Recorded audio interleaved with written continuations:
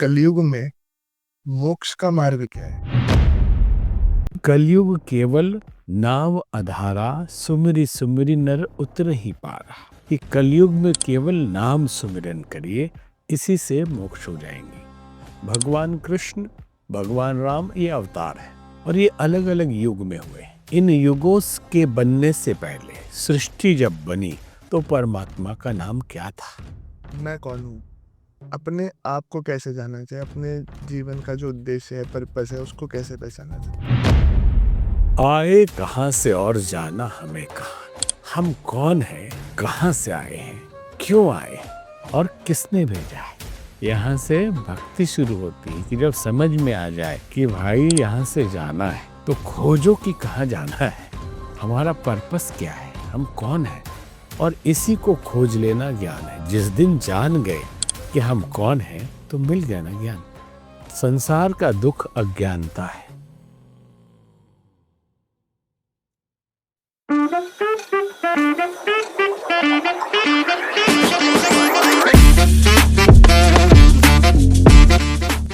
स्वामी उमाकांतानंद सरस्वती जी महाराज, प्रणाम स्वामी जी। का आशीर्वाद बहुत बहुत स्वागत है आपका। कैसे है महाराज? बहुत अच्छे हैं, बहुत दिनों के बाद मिले। जी, बहुत अच्छा लग रहा है। काफी हमारे स्टूडियो में पॉजिटिविटी हो गई है आपके आने से। तो महाराज जी, चर्चा को मैं शुरुआत करना चाहूँगा। जैसे कि अभी आज का जो ये युग चल रहा है, कलयुग, इस पे काफी ज्यादा बात हो रही है ना? और अभी करंट में जो है भक्ति बहुत ज्यादा दिख रही है सोशल मीडिया पर। भक्ति बहुत ज्यादा लोग करने लगे हैं दोबारा से। तो मैं जानना ही चाहूँ कि कलयुग में मोक्ष का मार्ग क्या है? देखिए, मोक्ष का मार्ग कलयुग हो, सतयुग हो, द्वापर हो, त्रेता हो, कोई भी युग हो, एक ही होता है। वो है अपने से अपने तक पहुंचना। समस्त मोह बंधनों का क्षय। कई बार मोह क्षय को लोग सोच लेते हैं कि कर दे क्षय, ऐसे जीने लगे तो जिएंगे कैसे, कर्म कैसे करेंगे, रिश्ते कैसे निभाएंगे। अष्टावक्र राजा जनक को मोक्ष का मार्ग बताते हैं। वो राजा थे और समस्त कर्तव्यों का निर्वहन करते हुए भी वो मोक्ष प्राप्त हुए। प्रश्न आपका था कि कलयुग में मोक्ष का मार्ग। समय, परिस्थितियां और उन परिस्थितियों में कुछ घटनाएं और मानसिकता, इसके आधार पे अलग अलग युग हम मानते हैं। जहां सात्विकता अधिक होती है उसको सतयुग मानते हैं। थोड़ी सी सात्विकता घटती है, कुछ और सांसारिक चीजें बढ़ती है तो उसे त्रेता मानते हैं। और कम हो जाती है थोड़ी सांसारिकता, पॉलिटिक्स और राजनीति बढ़ती है तो हम द्वापर मानते हैं। और अधिक तामसिकता बढ़ जाती है तो कलयुग मानते हैं। उल्टा लेके चलते हैं तो कई बार कंफ्यूजन होता है कि सतयुग के बाद तो द्वापर आना चाहिए था, तो ये त्रेता कैसे आ रहा है। ये हमारे भी मन में आता था बचपन में। लेकिन कलयुग से शुरू करेंगे तो कलयुग, द्वापर, त्रेता, सतयुग, ऐसा है। तो मोक्ष का मार्ग कोई कहेगा भक्ति का है, कोई कहेगा ज्ञान का है, कोई कहेगा नाम जप का है, कोई कहेगा मंत्र का है। जैसे कलयुग केवल नाम अधारा सुमिरि सुमिरि नर उतर ही पारा। गोस्वामी तुलसीदास जी लिखते हैं कि कलयुग में केवल नाम सुमिरन करिए, इसी से मोक्ष हो जाएंगे।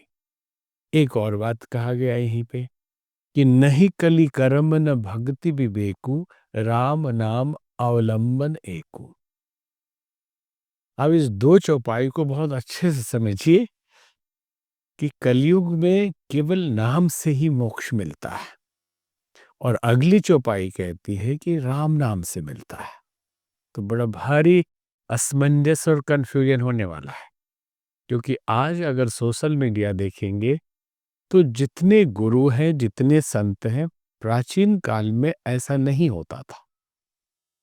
कि आप जो कर रहे हैं वही उसी का प्रचार कर दें और उसी को बाधित करें लोगों को करने के लिए कि सब लोग यही करें और यही सर्वोत्तम है। ऐसा होता नहीं था।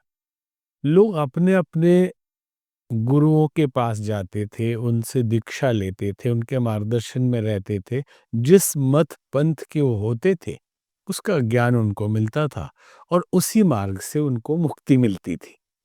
लेकिन अब ये प्रश्न हमारे पास बहुत आया कि राधा नाम से ही ये हो सकता है, ऐसा खूब चल रहा है। हमने कहा ज़रूर, वो भी जगदम्बा का नाम है, उससे भी होगा। लेकिन ये जो कहा जाता है कि नाम से ही होगा, तो अब नाम में जो असमंजस पैदा हुआ है, एक ही जगह पे एक ही मुनि द्वारा, गोस्वामी तुलसीदास जी द्वारा, कि कलयुग केवल नाम आधारा, सुमिरि सुमिरि नर उतर ही पारा। नहीं कलि कर्म न भगति विवेकु, राम नाम अवलंबन एकु। कलयुग में अ, भक्ति मार्ग भी बहुत नहीं चलेगा, कर्म योग भी नहीं चलेगा, ज्ञान मार्ग भी नहीं चलेगा, सिर्फ राम नाम ही चलेगा। तो फिर राधे नाम कैसे चलेगा? मुश्किल है। तो यहाँ समझना चाहिए कि राम नाम का मतलब केवल भगवान राम प्रत्यक्ष जो अवतार हुए हैं उनके नाम की चर्चा वो नहीं कर रहे हैं, वो परमात्मा के लिए कह रहे हैं। तो कहते हैं ना कि जग में सुंदर हैं दो नाम, चाहे कृष्ण कहो या राम। यहाँ समझना चाहिए कि नहीं, जग में सुंदर हैं दो नाम नहीं, जग में सुंदर है सब नाम। कुछ भी, जितने भगवान के नाम हैं सब सुंदर हैं। और यहाँ परमात्मा की चर्चा कर रहे हैं वो, कि भगवान के नाम से ही होगा। अब प्रश्न उठता है कि भगवान के नाम तो गिनती के हैं, क्योंकि किसी ने, एक संथी है जो दावा करते हैं कि सिर्फ कृष्ण नाम से होगा, आप ओम नमो भगवते वासुदेवाय भी करेंगे तो नहीं होगा। अच्छा। हाँ, साफ साफ बोल दे, अमोघ लीला प्रभु उनका नाम है, इस्कॉन के हैं। आप वीडियो खोज सकते हैं, सुना हमने कहीं। तो हमने कहा इतनी संकीर्णता भारतीय संस्कृति ने नहीं सिखाया है। परमात्मा का कोई भी नाम आप जप करिए, अपने गुरु द्वारा प्रदत्त आपको लाभ मिलेगा, मोक्ष मिलेगा। लेकिन आपने सीधे भगवान के ही दूसरे नाम को रोक दिया कि नहीं, ओम नमो भगवते वासुदेवाय से नहीं होगा, सिर्फ कृष्ण से होगा। नाम क्या है ये भी समझ लें। अभी सामान्य जनता, सामान्य जन को लगता है कि कृष्ण कृष्ण ही राम है, नाम है भगवान का, या राम राम ही नाम है, अथवा राधे राधे ही नाम है। और ये बड़ी तेजी से ये भ्रम फैला हुआ है। जो कुछ भी परमात्मा के लिए संबोधन है वो नाम है। नाम से दुनिया बनी है, नाम से ही सृष्टि चलती है, नाम से ही कल्याण होता है। तो सर्वप्रथम भगवान कृष्ण, भगवान राम ये अवतार है नारायण के, और ये अलग अलग युग में हुए। इन युगों के बनने से पहले सृष्टि जब बनी तो परमात्मा का नाम क्या था, जो हमेशा के लिए शाश्वत है, सनातन है? इस पे कभी विचार किया? तो सिख धर्म के लोग या संप्रदाय के लोग कहते एक ओंकार सतनाम, कि वो नाम है ओम। अच्छा। ओम भी नाम ही है। नहीं कलि कर्म न भगति विवेकु, राम नाम अवलंबन एकु। मतलब नाम भगवान का अवलंबन है, तो कौन सा नाम? तो जो गुरु द्वारा आपको मिला है वो कोई भी नाम, तो पहला नाम है ओम, जिससे सृष्टि बनी है। नाम है, वो भी नाम ही है, और असली नाम है, बाद में दिया गया नहीं। वो अनहद नाद से उत्पन्न नाम है। आहत और अनाहत नाद होता है। साउंड जो है, कहीं टच करे, घर्षण हो और जो ध्वनि निकले उसको आहत नाद कहते हैं। ठीक है। और जब बिना किसी घर्षण के स्वतः निकले उसको कहते हैं अनाहत नाद, तो उसी को अनहद नाद कहते हैं। तो ये ओम है। अब प्रश्न है कि ओम नमः शिवाय ये नाम है या नहीं भगवान का? ओम भी है और शिवाय भी है, शिव जी का नाम है। ओम नमो भगवते वासुदेवाय, ये भगवान का नाम है या नहीं? ये भी नाम है। और भी जितने नाम हैं उसमें अंदर तो नाम है ही परमात्मा का, देवी मैया का, या जो भी शुरू में ही पहले नाम है जिसे हम ओम कहते हैं। लगभग मंत्रों में ओम है। तो लोग कह देते हैं कि नाम अलग है, मंत्र अलग है। मंत्र इसलिए कहा जाता है कि उसका प्रयोग होता है, गुरु द्वारा मार्गदर्शन देके उसको विशेष शक्ति उसकी होती है। ठीक, तो मोक्ष, आपके प्रश्न को हमने समझ लिया था कि मोक्ष का मार्ग हमेशा वही रहता है, और कलयुग हो या कोई भी युग हो, सहज जरूर है कि इसमें आप भगवान को समर्पित जीवन जियो, भक्ति करो, ये सहज है। और निष्काम कर्म भी करिए, ज्ञान थोड़ा कठिन है। हुँ। जैसे कि महाराज जी हम देखते हैं कि जैसे कि मोक्ष की मैंने बात करी, तो जैसे कि आपने ज़िक्र किया कि जो अष्टवक्र वाली जो आपने बताई कहानी, कि सांसारिक रहकर भी मोक्ष पाया जा सकता है। तो जैसे काफ़ी सारे जैसे गृहस्थ लोग आज के समय में करते हैं, तो वो भी मोक्ष पा सकते हैं। देखिए, इस धरती पे मनुष्य या कोई भी प्राणी, हमारी संस्कृति और हमारा धर्म ये मानता है कि ईश्वर अंश जीव अविनाशी, चेतल अमल सहज सुख राशि। सभी जीव ईश्वर के अंश है, जिसको स्वामी विवेकानंद जी ने कहा, each soul is potentially divine. हर आत्मा दिव्य है और उसी परमात्मा का रूप है। अब उपनिषद तो कहेंगे कि उसी का प्रतिबिंब है। जैसे एक सूर्य निकला और बहुत सारे घड़े हैं जिसमें पानी है, और सभी घड़े में देखेंगे तो एक सूर्य दिखाई देगा, दिखाई देगा ना। जी। और वो अपना अस्तित्व मान ले, घड़ा, घड़ा अस्तित्व मान ले कि हम अलग हैं, हम और हमारे अंदर एक सूर्य है, हम हैं। वो सूर्य अलग है जो ऊपर चमक रहा है। दूसरा घड़ा सोचे कि हम एक सूर्य हैं और अपना दायरा है। तो ये दायरा जो घड़े का है, मिट्टी का है, ये मोह और संसार के माया का है। और जिस दिन ये घड़ा फूट गया, घड़ा जब फूट जाता है ना, तो सूर्य सूर्य में, तो हम कहने के शब्द हैं कि सूर्य सूर्य में चला गया। वो न गया न आया, वो प्रतिबिंब था उसका, आभास हो रहा था केवल, वो वही था, उसी की झलक थी। तो हर जीव जब परमात्म तत्व ही है, तो गृहस्थी में रहे या साधु हो जाए, फर्क नहीं पड़ता। और लोग, हमें तो लगता है कि नैतिकता सिखाने के लिए, सामाजिक अनुबंधों में रहने के लिए संतों ने, ऋषियों ने कुछ ऐसे डराए कि ये करेंगे तो वो हो जाएगा, वो करेंगे तो वो हो जाएगा, गृहस्थी का क्या होगा। कई लोग कहते हैं कि बाबा हम लोग गृहस्थी आदमी, पापी तापी, हम लोगों से तो कुछ होता नहीं है, आशीर्वाद दीजिए। जब शरीर छोड़ के आप ऊपर जाएंगे, वो गृहस्थी हो या सन्यासी हो, या भक्त हो या साधु हो, या नास्तिक हो या आस्तिक हो, ऊपर जाने के बाद कोई पूछने वाला नहीं कि आप गृहस्थी थे या साधु थे। आपने किया क्या, ये हिसाब दीजिए। आपको कोई होमवर्क दे के भेजा गया, टास्क दे के भेजा गया, आपने पूरा नहीं किया, आप बहाना मारते रहे, आप मकड़ी की जाल की तरह अपना संसार फैलाते रहे, उसी में लिप्त हो गए, और ये बहाना मारते रहे हम तो गृहस्थी है, हमारा चलता है। नहीं चलता। किसने आपको कहा कि आप गृहस्थी बनिए? जी।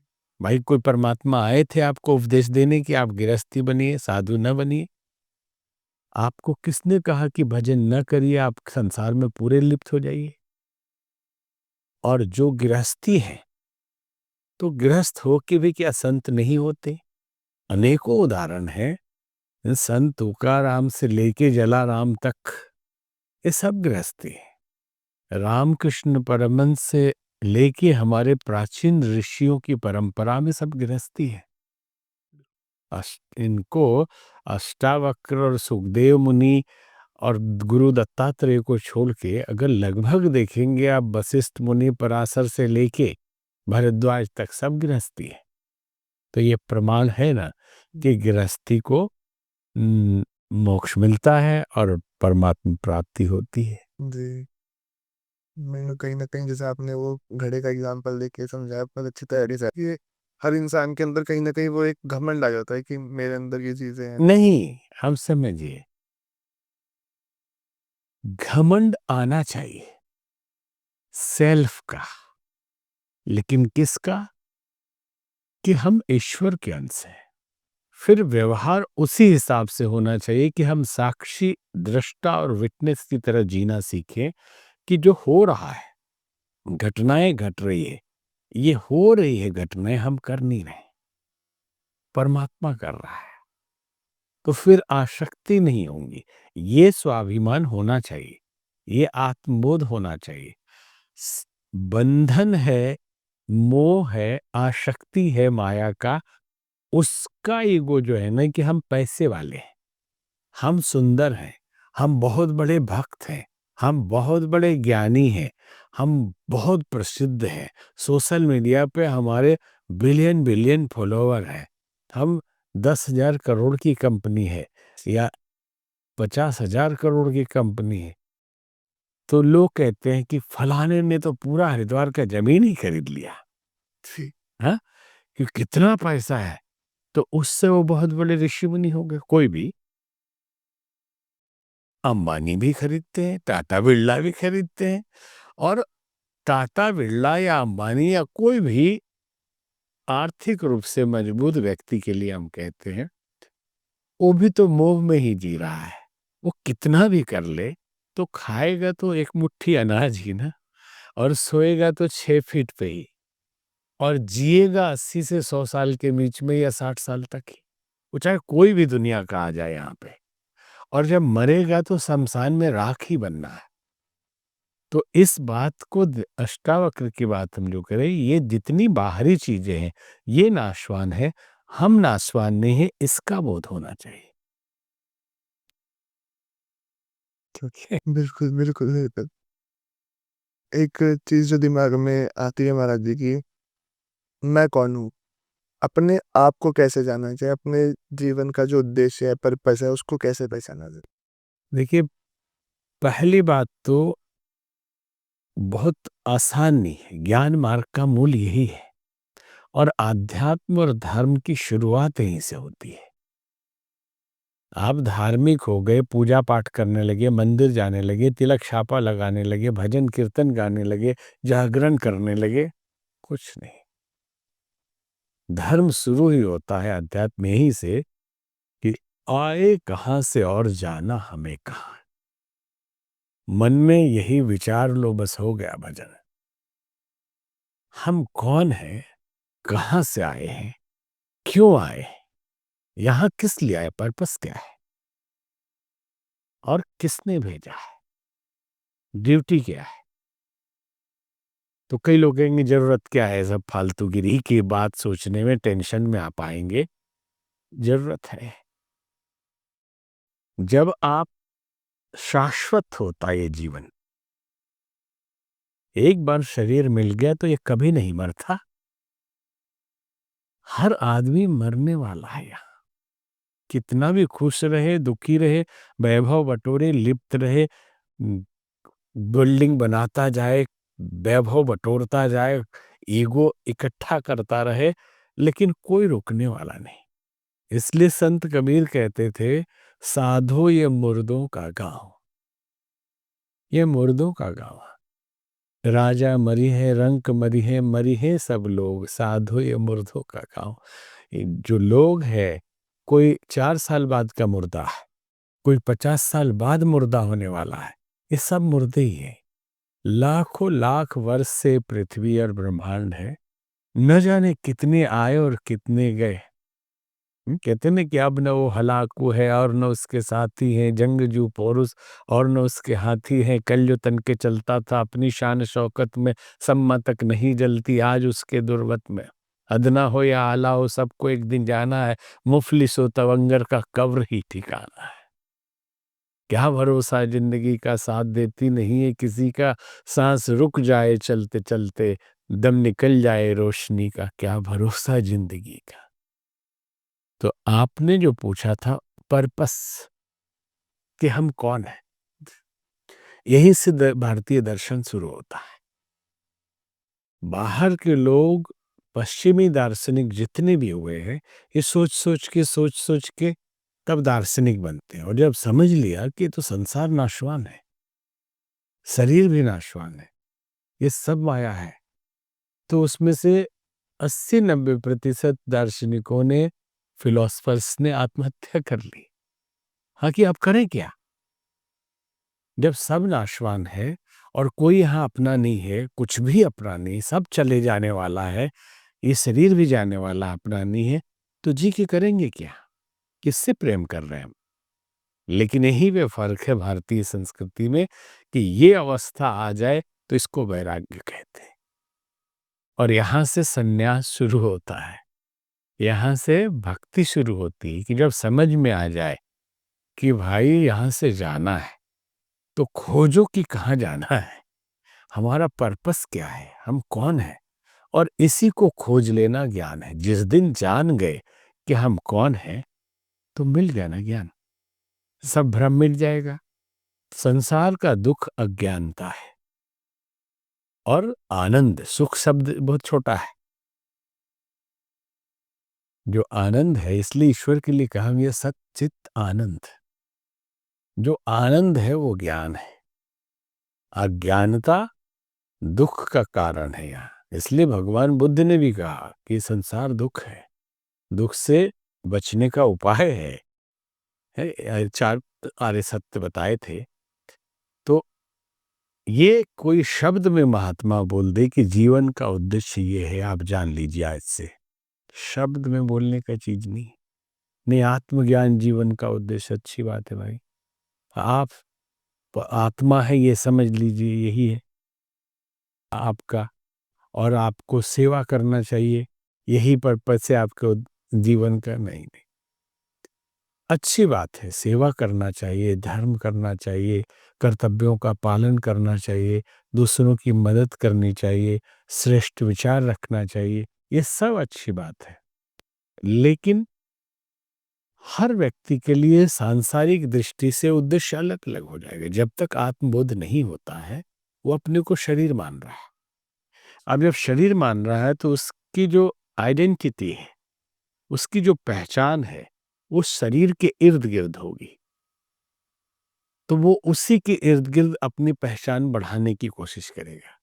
एम्बिशन, उद्देश्य और लक्ष्य और गोल जो आप कहते हैं ना, तो वो आप संसार के हिसाब से सेट करेगा कि हमारा उद्देश्य है बहुत पैसा कमाना और अपने खानदान का नाम रोशन करना, पूरी दुनिया में हमारा नाम हो।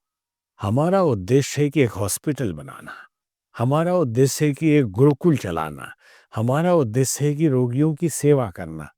इस सब के उद्देश्य बदल जाएंगे जैसी परिस्थितियां मिली और वातावरण मिला, विचार मिले, सबके उद्देश्य बदलते हैं। ये सब अच्छे काम है, लेकिन उद्देश्य आत्मबोध है। पहले जान ले कि हम कौन है और क्यों आए हैं, तब पता चलेगा कि आखिर आए क्यों थे। ये पता चल जाए तो वो उद्देश्य फिर वहां शुरुआत होगी। मतलब ज्ञान मार्ग इसका।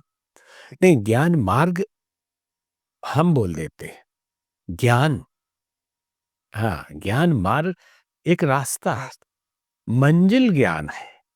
और वो ज्ञान भक्ति से भी प्राप्त हो सकती है, वो ज्ञान कर्म से भी प्राप्त हो सकती है। किसी भी तरीके, जितने भी दुनिया के हमारे सनातन में पूजा पाठ, तपस्या, व्रत, कांवर ले जाना, आज हम भले ही स्वार्थ के लिए करते हैं कि हमारा ये काम हो जाए तो हम इतने लीटर पानी लेके कांवर लेके जाएंगे। यहाँ का खेल है जो हरिद्वार से जो लेके जाते हैं, कमर टेढ़ी हो जाती है, और ईगो कि तुम इतना ले गए थे तो इतने क्विंटल हम लेके जाएंगे। आप भगवान पाने के लिए कर रहे हैं, ये भक्ति के लिए कर रहे हैं? नहीं, नहीं, या तो अहंकार के लिए कर रहे हैं या स्वार्थ के लिए सौदा कर रहे हैं भगवान से। ठीक है, तो इस सौदेबाजी से भक्ति नहीं होती। और लगभग 99.99% लोग मंदिर सौदे के लिए जाते हैं कि हमारा परिवार सुखी रहे, हमारा काम हो जाए, हमारा बिजनेस चलता रहे, दिन ठीक रहे, परिस्थितियां ठीक रहे। लेकिन उद्देश्य क्या था? पूजा पाठ, व्रत, उपवास, तपस्या सबका सार था कि हृदय पर चढ़ा हुआ कलुष धुल जाए, हम पवित्र हो जाए, कचरा धुल जाए और आर पार दिखाई देने लगे कि हम कौन है। महाराज जी, जैसे कि अगर हम ये जीवन मृत्यु का जो चक्र है, इससे अगर हम मुक्त होना चाहते हैं, ईश्वर में विलीन होना चाहते हैं, तो उसका मार्ग क्या है? देखिए, ईश्वर में विलीन होना शब्द भी अच्छा है। और पहले तो इतना घिसे आदमी तपस्या करे, इसलिए तो ऋषि मुनि तपस्या करते हैं कि घिसते घिसते, जो अभी शब्द हमने प्रयोग किया कि हृदय पवित्र हो जाए, पवित्र हो जाए तो आप विलीन ही है। आप में उसमें फर्क नहीं। विलीन होना किसको है? आप शरीर को मान रहे हैं कि विलीन होगा? ये तो रोज गल रहा है, गलते गलते बीमारी लगेगी, बूढ़ा होगा, मर जाएगा। ठीक है, तो वो वही है, लेकिन पवित्रता के अभाव में। इसलिए तो कबीरदास जी कहते थे, निर्मल जन मन सो मोहि पावा, मोहि कपट छल छिद्र दुरावा। और फिर क्या कहते हैं कि मेरा सुमिरन हरि करे, मैं पाऊं विश्राम। मेरा नाम वो जपता है। मैं तो एक बोलने के शब्द हैं समझाने के लिए, लेकिन एक जगह और कहा कि हेरत हेरत हे सखी, कबीरा गया हेराए, बूंद समानी समद में अब कथेरी जाए। हे सखी मतलब हे मित्रों, क्योंकि अपने को नारी कह रहे हैं, ईश्वर को, परमात्मा को पति कह रहे हैं। इसलिए आप जो जितने दार्शनिक और ये निर्गुण के भजन होते हैं ना, उसमें परमात्मा को पिया कहा गया है।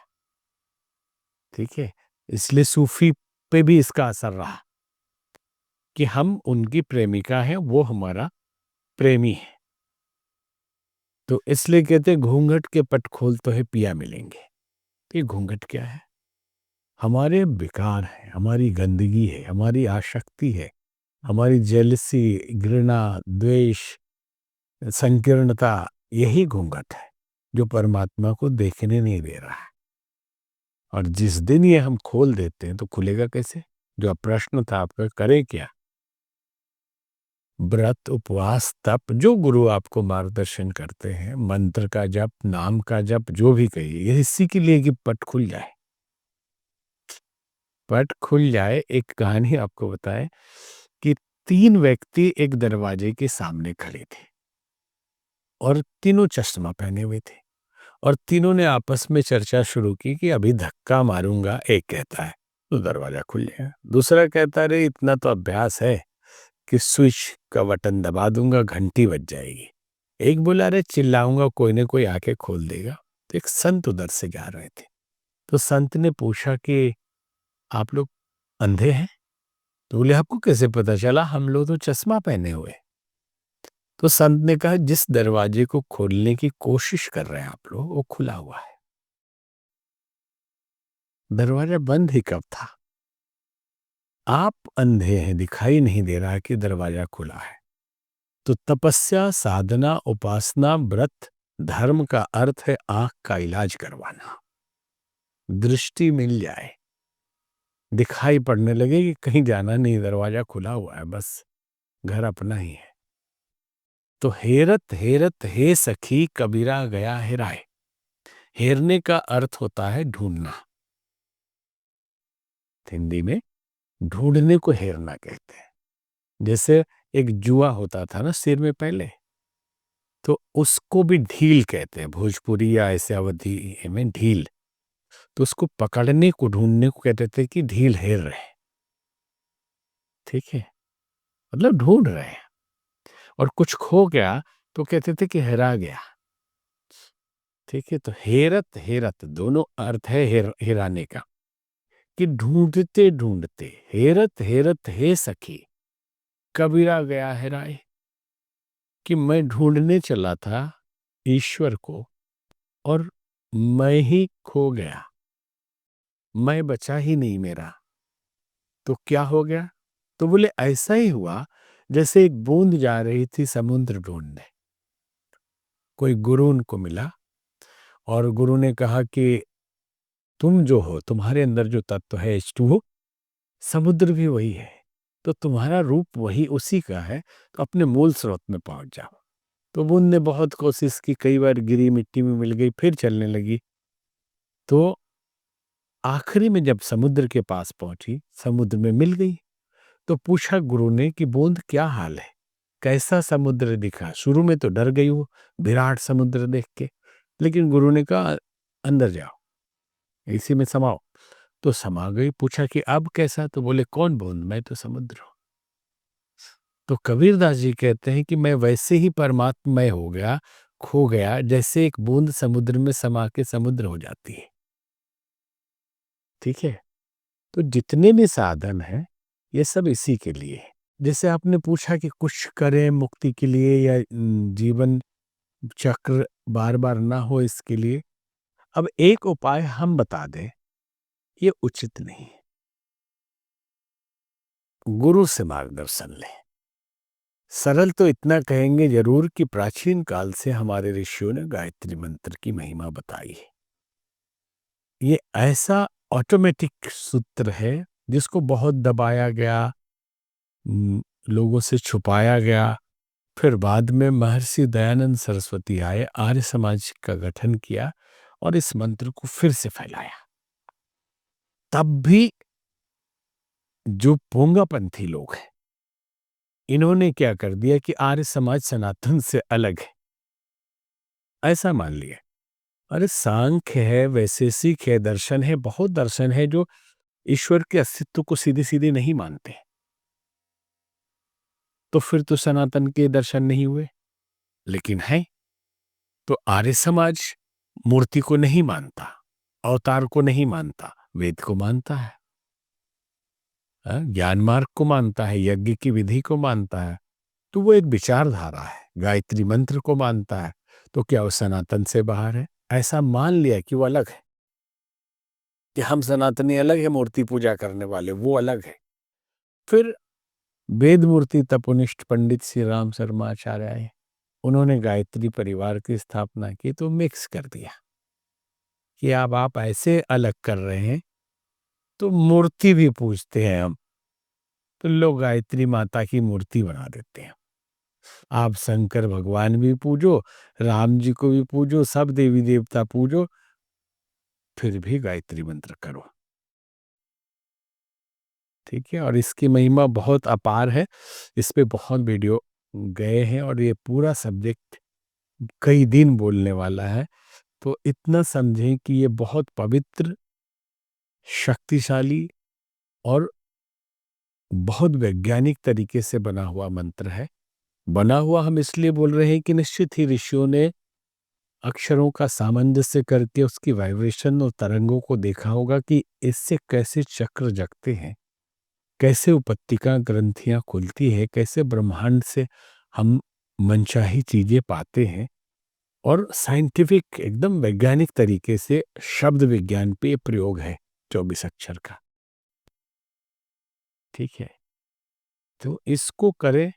अभी भी इसके विरोधी लोग हैं कि नहीं करना चाहिए। जी, मैं वही मैं कह रहा था कि काफ़ी सारे लोग ऐसे हैं, कुछ कहते हैं कि गायत्री मंत्र को जपना नहीं चाहिए ऐसे, और कुछ लोग कहते हैं कि महिलाओं को नहीं करना चाहिए।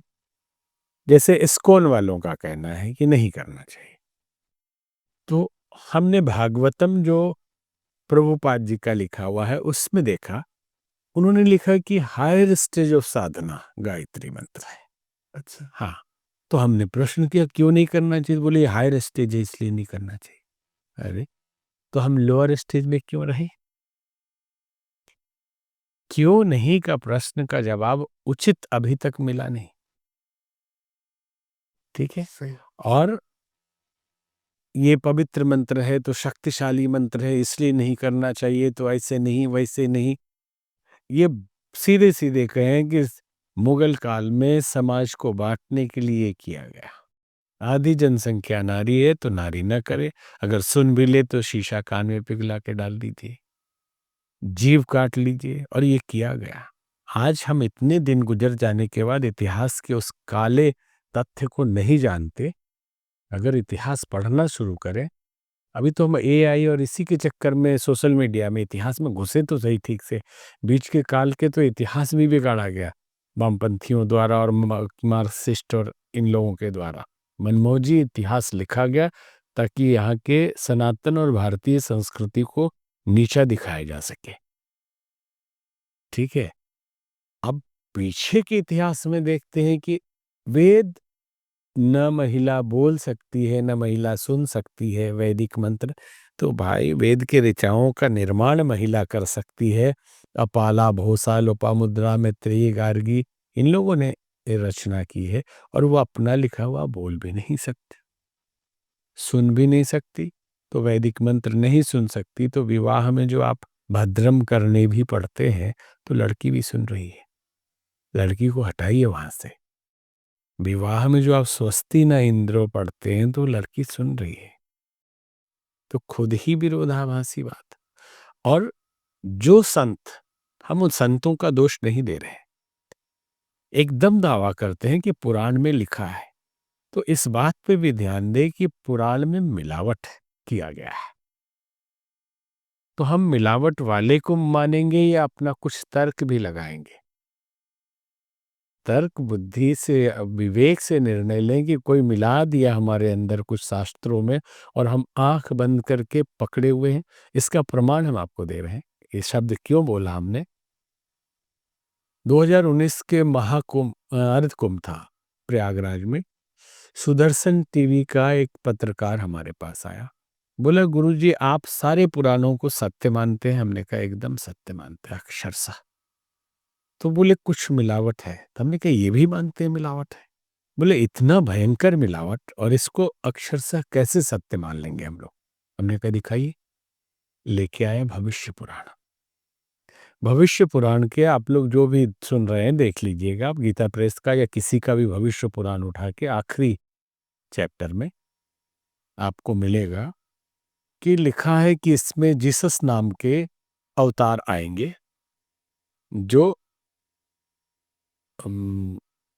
सभी भारतवंशियों का कल्याण करेंगे। अच्छा। फिर आगे लिखा है कि अज्ञान अंधकार में भटक रहे भारतवंशियों को मैकाले नाम के ऋषि आएंगे और ज्ञान का मार्ग प्रशस्त करेंगे। मैकाले ऋषि है जिसने हमारे गुरुकुल परंपरा को ध्वस्त कर दिया, और गुलामी की मानसिकता, जो आज हम जिस गुलामी में जी रहे हैं, आप जाइए फ्रांस में, इंग्लिश कोई नहीं बोलना चाहता, सब फ्रेंच बोलते हैं। अभी पिछले महीने हम थे वहाँ। आप स्विट्जरलैंड जाइए, वहाँ फ्रेंच, जर्मनी या स्विस, इंग्लिश बड़ी मुश्किल है।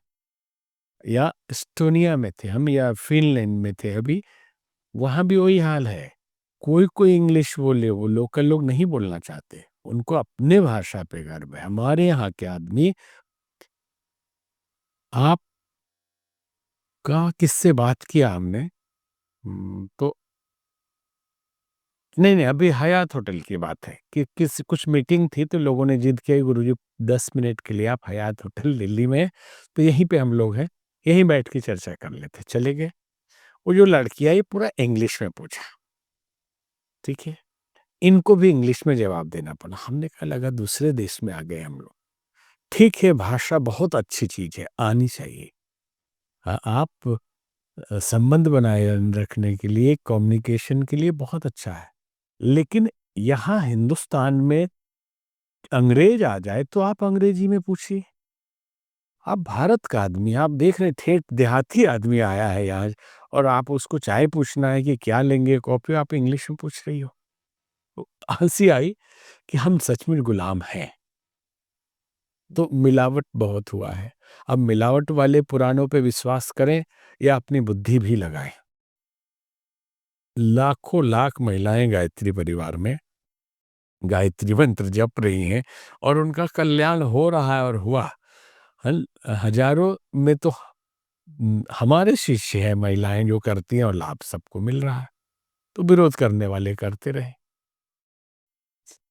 कि मॉडर्निटी के नाम पे बहुत बातें, हवाई जहाज में तो उड़ रहे हैं सब लोग, और बड़ी बड़ी बातें तर्क तथ्यपूर्ण की जा रही, यहाँ पे बुद्धि कहाँ मर जा रही है कि अगर मिलावट किया हमारे शास्त्रों में तो उतने से, जैसे मनुस्मृति में ये भी श्लोक है कि वर्ण परिवर्तन, कि अगर आपका कर्म ब्राह्मण का है तो आप शूद्र से ब्राह्मण में जा सकते हैं, क्योंकि ये कर्म और गुण के हिसाब से बनाया गया है, जाति परंपरा होती नहीं थी। लेकिन बाद के कुछ श्लोक ऐसे मिला दिए गए हैं जिसमें बहुत विरोधाभासी है। तो पढ़ने वाला तो यही सोचेगा मनुस्मृति में गलत लिखा हुआ है, अरे ये भी तो लिखा हुआ है, और ये जहां लिखा है वहां ये दूसरा वाला हो ही नहीं सकता है, मिलावट है। ठीक है। सही। और जैसे कि पुरानी जैसे महिलाओं की कुछ ऐसी कुप्रथाएं अभी हम सुनते हैं कि सती प्रथा हो गई या इस तरह की घूंघट प्रथा हो देखिए, गई। अब कुप्रथाओं का भी कारण ये वर्षों की गुलामी है। मुगल काल, जहां जवान लड़कियों को उठा लिया जाता था। हम अपने संस्कृति को गाली देते कि हमारे यहाँ कुप्रथाएं थी, कहाँ से आई? हमारे यहाँ कोई घूंघट प्रथा पहले नहीं थी। आपने सीता मैया को घूंघट करते देखा? आपने द्रौपदी को घूंघट करते देखा? या प्राचीन काल के किसी भी स्त्री को घूंघट करते देखा?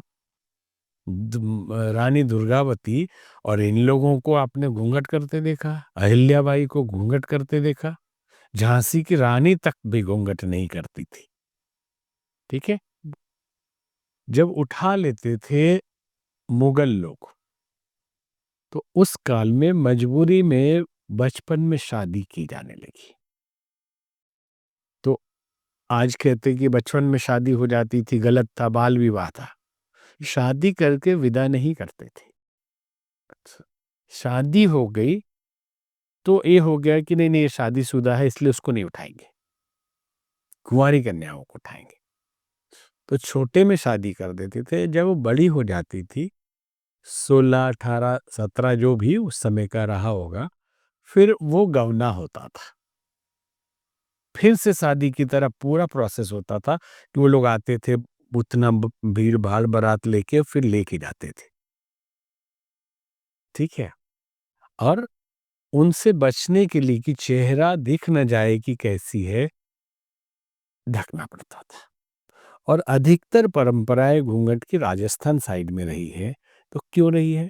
क्योंकि बहुत रेत है, धूल मिट्टी इतना उड़ रहा है कि आदमी उसको बचने के लिए भी, आजकल देखिए लड़कियां हाथ में भी पहन लेती हैं और मुंह भी बांध के चलती है। तो क्या ये घूंघट प्रथा है?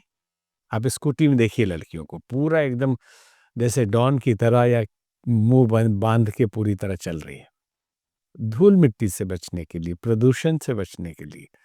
तो धीरे धीरे ये परंपरा में आ गई, रीति रिवाज में आ गया, और हमने इसको संस्कृति का अंग मान लिया। अब एक बात आपने पूछा था, सती प्रथा। सती प्रथा हमारे यहाँ नहीं थी। बचने के लिए इन असुरों से हमारे अपने बहनों ने अपना दाह किया कि हम अपने पति को तुमने मार दिया, हम तुम ले जाओगे अरब में हमको, या अफगानिस्तान में, जहां भी। तो हम इस ऐसी जिंदगी से अच्छा है कि एक साथ हम लोग स्वाहा हो जाएं। फिर बाद में बहुत दिन तक ये चलता रहा। फिर ये परंपरा बन गई कि पति मर गया तो पत्नी स्वेच्छा से चाहे तो विधवा रह सकती थी या वो सती हो जाती थी। वो स्वेच्छा से, उसको अपना लगता था कि हमको नहीं जीना है, इतना प्रेम था। फिर राजा राम मोहन राय को कहेंगे, या इस आंदोलन किया, कुछ कुछ नहीं, अंग्रेजों का ये प्लान था कि समाज तो बदल रहा था, धीरे धीरे विधवा विवाह भी शुरू होने लगा था। धीरे धीरे, जैसे केशव चंद्र सेन, ब्रह्म समाज बहुत बड़ी संस्था थी, स्वामी विवेकानंद उसमें भी गए थे, ज्ञान मार्ग का ही प्रचार होता था। लेकिन अगर आप स्वामी विवेकानंद की बायोग्राफी देखेंगे तो जब वहां गए तो पता चला इन्होंने अपनी बेटी का बाल विवाह किया, और बूढ़े आदमी से, सिर्फ पैसे के लिए कि बहुत अमीर आदमी है। तो विवेकानंद उठ के चले आए, बोल के कि ये तो आप गलत कर रहे हैं, क्योंकि आपका ब्रह्म समाज बाल विवाह के खिलाफ है, सती प्रथा के खिलाफ है, फिर आप खुद ही नहीं पालन कर रहे हैं। तो ऐसी परंपराएं गलत आई हैं संस्कृति में हमारे, और गई भी है। जैसे कि इन चीज़ों के ऊपर ही हम देखते हैं कि सती प्रथा के ऊपर हमारी 8वीं क्लास की शायद हिस्ट्री बुक के अंदर प्रॉपर ही चैप्टर दिया हुआ था, इसके बारे में पढ़ाते हैं रफ पर। तो फिर लगता है कि मतलब किताबों में भी वो चीज़ें डालने की कोशिश करी गई मैनिपुलेट करने के लिए कि हाँ भाई, जो भविष्य में जो पीढ़ी आएगी वो उनके दिमाग में ये चीज़ें डली रहे। देखिए, आप मुगल काल के और अंग्रेजों काल की सती प्रथा को तो डाल रहे हैं, लेकिन वैदिक काल की महिलाओं की स्थिति को तो कभी नहीं डाला, कि किस तरह से वो पराक्रमी थी, किस तरह से विद्वान थी, कितना अध्ययन करती थी। एक से एक ऋषिकाएं और ब्रह्मवादिनी लड़कियां हुई हैं, जो आज के लोगों को गार्गी के साथ, मैत्री के साथ, या उभय भारती आदि जगत गुरु शंकराचार्य जी के समय में मंटन मिश्र की पत्नी है, तो क्या घूंघट किए हुए थी। शास्त्रार्थ कर रहे हैं तो जज बन के बैठिए, मतलब वेदों का ज्ञान है। तो जितनी कुप्रथाएं आ गई थी समाज में हमारे, उसी को पढ़ाने की कोशिश की गई। हमारे छत्रपति शिवाजी, संभाजी या तानाजी या और भी बहुत सारे ऐसे योद्धा हुए, महाराणा प्रताप, तो इनको बड़ा छोटा सा दिया जाता है। अकबर महान है, बाबर, पूरा खानदान आपको याद होगा, लेकिन अपने यहाँ के योद्धाओं का एक का भी याद नहीं होगा। चोल वंश यहाँ का भारत का बहुत बड़ा वंश रहा, जिसका इंडोनेशिया से लेके मलेशिया तक पे राज था। आधा भारत नीचे वाला ये चोल वंश के अंदर था, समुद्र पे उनका कब्जा था। और उनके राजा राजेंद्र चोल के समय में बहुत बड़ी प्रतिष्ठा रही, लेकिन वो तो नहीं पढ़ाया जाएगा। जब आप एमए करने जाएंगे, ग्रेजुएशन से ऊपर जाएंगे, तब जाके कहीं छोटा सा एक चैप्टर मिले चोल वंश का। जी।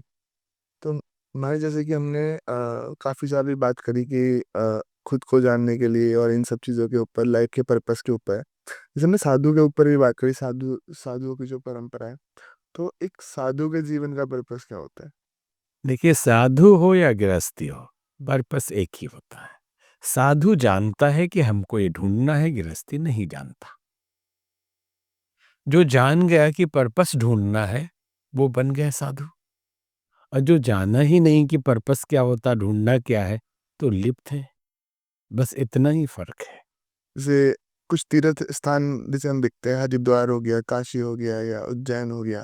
तो तीर्थ की महिमा क्या है कि जो भी साधु होते हैं या सिद्ध पुरुष होते हैं वो तीर्थ को चुनते हैं साधना के लिए, ऐसा क्यों होता है? तीर्थ की ऐसी महिमा क्या है? देखिए, स्थान की महिमा होती है। तो आप कहेंगे स्थान की महिमा कैसे होती है? स्थान के वातावरण का प्रभाव होता है। भौतिक जगत में हम आपको बताएं, आप यहाँ पे संतरे का पेड़ लगाइए, पौधा, संतरा उगा पाएंगे? हाँ या ना? नहीं उगा पाएंगे। हरिद्वार में संतरा नहीं हो पाएगा, ठीक है। आप यहाँ सेब लगाइए, नहीं उगा पाएंगे, फल नहीं देगा वैसा उस टाइप का।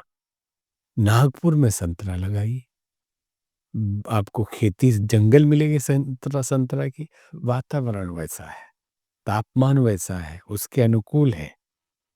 ठीक वैसे ही केला आप यहाँ लगाइए तो थोड़ा मोड़ा होगा। भुसावल में जाइए या मुजफ्फरपुर बिहार में जाइए, आप लीची यहाँ लगाइए तो उतने नहीं होंगे, वैसे क्वालिटी के नहीं होंगे। आप मुजफ्फरपुर में लीची जाइए, हाजीपुर में केला होगा। ये जगह का प्रभाव है। ठीक वैसे ही तपस्या करने के लिए, जैसे हवा के विपरीत अगर हम साइकिल चलाते हैं तो मेहनत करनी पड़ती है, ठीक है।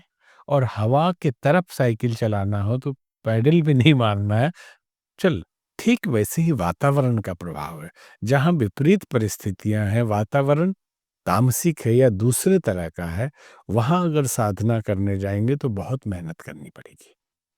और जहाँ दिव्य वातावरण है, जहाँ ऋषियों ने तपस्या की है और वहाँ की ऊर्जा एकदम जागृत है, तो वहाँ जाने मात्र से भी कल्याण होने लगता है और आंतरिक हमारी दिव्यता भी जागृत होती है, फ्रीक्वेंसी मैच करने लगती है। तो थोड़े से पुरुषार्थ से, मतलब बिना पैडल मारे, एक दो बार पैडल मारे गाड़ी आगे बढ़ जाती है। तो हिमालय है, उज्जैन है, हरिद्वार है, काशी है, त्र्यंबकेश्वर है, या जो भी ऐसे तीर्थ स्थान है, वर्षों से ऋषियों ने वहां तपस्या किया है। जहां जो कार्य बार बार किया जाता है वो वातावरण पर उसका प्रभाव पड़ जाता है।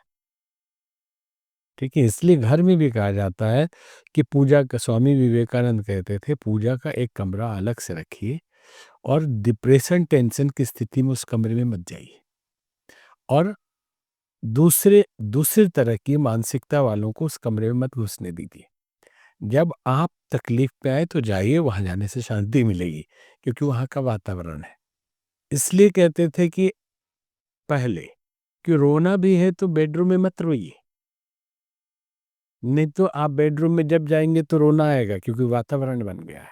तो उसके लिए क्या करते थे, कोप भवन बना हुआ था अलग से, कि वहां जाके वातावरण मिलेगा, लाइट डिम रहेगी, आप वहां जाके रोइए खूब। ठीक है, इसलिए रसोई घर का अलग महत्व होता था। अभी क्या, कहीं खा लिए, बेड पे लेके खा लिए, वो पचेगा नहीं खाना, और पचेगा तो वो प्रभाव सात्विक नहीं दिखाएगा। नीचे बैठ के, रसोई घर में बैठ के दिव्य वातावरण में खाने का वो प्रसाद बन जाता था। जी। ठीक है। आज के समय में महाराज जैसे कि हम एक ना नया वो चला है कॉन्सेप्ट, जो मैंने भी थोड़ा सा सोशल मीडिया पे देखा है। जैसे पहले के, जैसे काफ़ी ज़्यादा क्लबिंग चलती थी, तो आजकल भजन क्लबिंग चल रही है। लोग काफ़ी ज़्यादा इसे प्रमोट कर रहे हैं कि भजन क्लबिंग है, तो उसमें क्लबिंग के उसमें भजन करते हैं। तो इस कॉन्सेप्ट को आप कैसे देखते हो? ये कॉन्सेप्ट अच्छा है, करना चाहिए। आलतू फालतू करने से अच्छा है कि भजन करें, लेकिन भक्ति अंदर से आती है, क्लबिंग करने से नहीं आती। हमें तो दुख होता है, ये अच्छा है, करना चाहिए, मिलजुल के युवा जुड़े, भजन कीर्तन करें, शब्दों का, कीर्तन का प्रभाव तो होगा, जीवन बदलेगा। लेकिन तथाकथित कुछ कुछ शब्द पे ध्यान देना। ये जो जागरण करने वाले हैं, भजन करने वाले हैं, ये बिना शराब पिए नहीं गाते हैं। आप चेक करें, अनूप जलोटा हो या कोई भी हो, ये धार्मिक भजन करने वाले, सबके लिए नहीं कहते, लेकिन अधिकतर, और चंचल से लेके, नरेंद्र चंचल से लेके, बिना दारू के स्टेज पे चढ़ते ही नहीं थे। तो ऐसे भजन का क्या मतलब है? जो भजन सुनाने वाले और करने वाले के जीवन में परिवर्तन नहीं ला पाया, वो समाज में क्या परिवर्तन लाएगा? बिल्कुल। ठीक है। जी। एक मैं एक चीज देखता हूँ आज, जैसे कि आज का जो समय चल रहा है, इस समय भी ना नकारात्मक शक्तियों के बारे में लोग एकदम से बहुत ज्यादा चर्चाएं करने लगे हैं कि कोई किसी तंत्र के ऊपर या किसी भी नकारात्मक शक्ति के ऊपर। तो ऐसा एकदम से क्या हो गया कि इन चीजों पर बहुत ज्यादा बातें होने लगी हैं? देखिए, पूरा मनुष्य समुदाय पे जो धर्म का खेल रहा है वो डराने का रहा है। डराने वालों का धंधा खूब चल रहा है। तो आप कैसे डराएंगे? तो डराने के लिए नकारात्मक शक्तियों का आपने ये कितने पॉडकास्ट हमने हमने देखा, ऐसा प्रेत था, हमने उसके ऊपर से हटा दिया, इस टाइप का होता है, जिन्न ऐसे होते हैं, फलाने वो पर्ची लिखने वाले बाबा के पास कर्ण पिशाचनी है, मालूम नहीं उसको कि कर्ण पिशाचनी क्या होती है। और पॉडकास्ट हो रहा है, लोग उसको ऋषि मुनि मान के बिठा के पॉडकास्ट कर रहे हैं, और सुनने वाले भी खूब सुन रहे हैं। कर्ण पिशाचिनी जैसे गंदी एक आत्मा की साधना है, जो बड़े गंदे तरीके से होती है, तो हनुमान जी के भक्त के पास कर्ण पिशाचिनी कहाँ से आ जाएगी? आप दावे के साथ कह रहे हैं, और बहुत पॉडकास्ट में हमने सुन लिया। हाँ, और दावा करते हैं एक नकारात्मक शक्ति थी, हम गए, ऐसा हो गया, ऐसी ऊर्जा आ गई। ये भी मानसिक रोगी है, ये जितने पढ़ाने वाले हैं, या तो ठग हैं। नकारात्मक और सकारात्मक दोनों शक्तियां होती हैं, दोनों ईश्वर की ही शक्ति है। अभी तो बहुत बहुत बड़ी बहसबाजी जावेद अख्तर और उसमें हुआ कि ईश्वर के अस्तित्व पे, तो वो उन्होंने कुछ कहा ईश्वर के बारे में, तो उन्होंने सीधे कह दिया कि कि भाई हाँ, ईश्वर, अगर बुरी शक्तियाँ ईश्वर है तो बुरी शक्तियाँ नहीं होनी चाहिए। है, ये कैसा पिता है, कैसा परमात्मा है जो अपने बच्चों को दुखी होते हुए देखता है। तो उन्होंने, दूसरे महोदय ने कहा कि परीक्षा लेने के लिए करता है।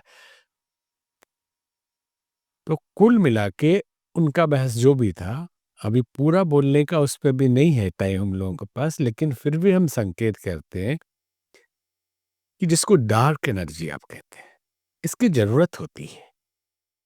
ये न रहे तो आप चल नहीं पाएंगे। आप पूरे प्योर गोल्ड से आप नहीं गहना बना सकते। जैसे बोल देने कि जब परमात्मा को बार बार धरती पे आना पड़ता है आसुरी शक्तियों के नाश के लिए, तो बनाया ही क्यों? पहले ही दुनिया एक टाइप का बना देता पवित्र, और फिर उनको आने की जरूरत नहीं पड़ती। तो फिर ये खेल उन्हीं का है ना। वो बनाएंगे, ये होगा तो आएंगे। सच्चाई है।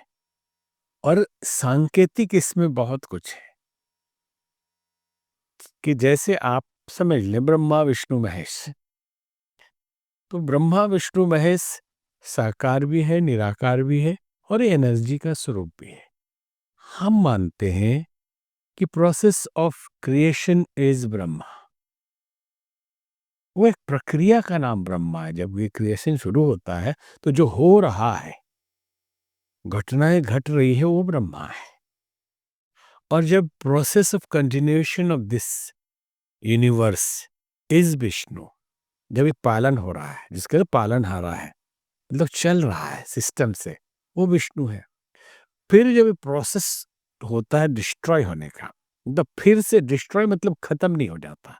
आप साइंस में पढ़ते सुनते होंगे कि एनर्जी नष्ट नहीं होती। तो जब फिर से डिस्ट्रॉय होकर, डिस्ट्रॉय जैसा लगता है, नया बनने लगता है, उसी को हम शिव कहते हैं। अब इसको दूसरे ढंग से समझें हम कि नकारात्मक शक्तियां परमात्मा ने बनाया है क्यों, और हानिकारक है। हानिकारक नहीं है, उसका अस्तित्व, एक तो ज्ञान मार्ग में उसका अस्तित्व होता ही नहीं है, ये भ्रम है। अज्ञानता की अवस्था में नकारात्मकता होती है। एक तरफ से तो वो देखेंगे भ्रम है। अगर बहुत व्यवहारिक और सांसारिक रूप से देखें तो आप यूं समझ लें कि इसकी भी जरूरत है। जैसे एक गाड़ी है, एक कार है, तो उसमें तीन आदमी, तीन चीजें ना हो तो गाड़ी नहीं चलेगी। कौन कौन सी तीन? एक तो ड्राइवर, दूसरा एक्सलेटर, और तीसरा ब्रेक। आप गियर को हटा दीजिए, ऑटो गियर पे चला दीजिए, लेकिन एक्सलेटर तो चाहिए, और फिर रोकने के लिए ब्रेक तो चाहिए। आप कहें कि ब्रेक खराब चीज है, इससे गाड़ी रुक जाती है। ब्रेक ही ना होता तो कितना अच्छा होता। तो गाड़ी चलेगी तो चल ही जाएगी, फिर नहीं रुकने वाली हो कहीं। ठीक है। ये जो गुरुत्वाकर्षण है, ये वही है कि अगर गुरुत्वाकर्षण ना होता, ब्रेक ना होता इसमें, तो हम जंप करते तो कर ही जाते, फिर लौटते नहीं धरती पे, और ना कोई वस्तु यहां रुक पाती, सब उड़ जाती। तो इसकी भी जरूरत थी नकारात्मक, इसको नकारात्मक समझ लीजिए आप, रोकने वाली, ब्रेक देने वाली। इसी को इलेक्ट्रॉन प्रोटॉन न्यूट्रॉन कहते हैं। जो हम कहते हैं कि हर पार्टिकल, परमाणु जो है, इसमें परमात्मा है। वेदों में है कि अणु में भी है वो, जो विभू में है वही अणु में है। ये हजारों साल, लाखों साल पहले लिखा हुआ है। और आज हम 100-150 साल पहले रिसर्च कर रहे हैं एलिमेंट्स के ऊपर, तो कहते हैं कि एटम सबसे स्मॉलेस्ट पार्ट है, पार्टिकल है, और उसको तोड़ा नहीं जा सकता। तोड़ेंगे तो विस्फोट होगा। उसको यूज किया जा सकता है, एटॉमिक एनर्जी को। ठीक है। और इसमें तीन तत्व होते हैं, इलेक्ट्रॉन, प्रोटॉन और न्यूट्रॉन। तो ये है क्या? न्यूट्रॉन जो है वो न्यूट्रलाइज करता है, बैलेंस करने वाला है। और प्रोटॉन जो है वो वेट है उसका, नेगेटिविटी है। वो ना हो तो एटम बिखर जाएगा। वो पकड़े हुए है उसको, वो डार्क एनर्जी है उसके लिए, और इलेक्ट्रॉन उसका स्पीड है, पालन कर रहा है। आप जो पढ़ते हैं साइंस वो समझते हैं कि 2n² से वो अपने ऑर्बिट में घूम रहा है। और उस पे थोड़ा रगड़ मार के देखिए, सिखाते हैं स्कूल में भी कि कंघी में ऐसे घिस के फिर टुकड़े कागज के, तो उसमें चार्ज हो जाता है, आयन हो जाता है, वो इलेक्ट्रिसिटी उसमें आ जाती है। तो हर कण में डिविनिटी है, हर कण में ऊर्जा है, इलेक्ट्रिसिटी आप कहेंगे तो कि एनर्जी है, मतलब परमात्मा है। तो इसी इलेक्ट्रॉन प्रोटॉन न्यूट्रॉन को हम ब्रह्मा विष्णु महेश मानते हैं। आप देख लीजिए ना जो हमने कहा, तो डार्क एनर्जी की भी जरूरत है, और डार्क न होता तो बन नहीं पाएगा। जो देवासुर संग्राम है ये डार्क के साथ सात्विक चीजों के विजय का है। डार्क कई बार हावी हो गया, परमात्मा का दोनों है, ठीक है, लाइट भी उसी का है, डार्क भी उसी का है। और अभी जो बोला जा रहा है वो आत्मा के अस्तित्व पे, भूत प्रेत जिन्न पिशाच, इसको डार्क बोल रहे हैं। शरीर छोड़ने के पश्चात हर आदमी भूत है, मतलब बीत गया, पास्ट हो गया, ठीक है। अब कर्मों के और संस्कारों के हिसाब से उसकी ऊर्जा होती है, और मुक्ति न मिले तो भटकता रहता है। तो ऋषियों ने उसको श्रेणी दी अलग अलग। जैसे रामचरितमानस में वर्णन आता है कि बहुजिनस प्रेत पिशाच जोगी जमात वर्णत नहीं बने। बहुत प्रकार के जिन्न पिशाच जोगी, को मुखहीन विपुल मुख काहू, कोई बिना सिर वाला है, कोई, तो ये भी है। लेकिन वो भी आत्मा, हम और आप भी आत्मा। डर गए तो मर गए, तो हमारे पास तो शरीर है कम, उसके पास तो कुछ नहीं बेचारे के पास, तो वो कैसे हमसे ताकतवर हो गया? इसलिए डरने की जरूरत नहीं है। और ये जो धंधा चल रहा है कि डरा दीजिए तो फिर वो आए उनके पास इलाज करवाने के लिए, ये है असली बात। जी। महाराज जी, सबसे पहले तो बहुत बहुत धन्यवाद आज की इस बहुत ही सुंदर और सार्थक चर्चा के लिए। और बहुत आनंद आया, और बहुत ही मैं कहूँगा काफ़ी अच्छा, मतलब ज्ञान हमें मिला है, हमारी जनता को भी मिला है आज। और मैं कहूँगा भविष्य में फिर से आप। में जरूर करेंगे। और पिछले दिनों जो भी किया हमने, 2 पॉडकास्ट हम लोगों ने किया था, बहुत लोगों ने देखा हम अस्वस्थ थे, बहुत ज्यादा अस्वस्थ थे। अब सुधार हो रहा है, क्योंकि बोलने की सहजता से भी लगता है कि अब हम ठीक हो रहे हैं। जी। ठीक है, तो बहुत धन्यवाद, और अच्छा काम कर रहे हैं आप, लोगों तक अच्छे विचार पहुंचा रहे हैं। जी, बहुत बहुत धन्यवाद जी। तो मैं आशा करता हूँ आप लोगों को भी एपिसोड अच्छा लगा होगा। अच्छा लगा है, जुड़ जाए चैनल के साथ में। ऐसे ही बहुत सारी हमारी पर्सनालिटीज आती रहेगी, और हम उनसे अलग अलग नए नए विषयों पर चर्चा करते रहेंगे। मैं मिलूंगा आपसे अगले एपिसोड में, तब तक के लिए जय हिंद, वंदे मातरम, जय श्री राम।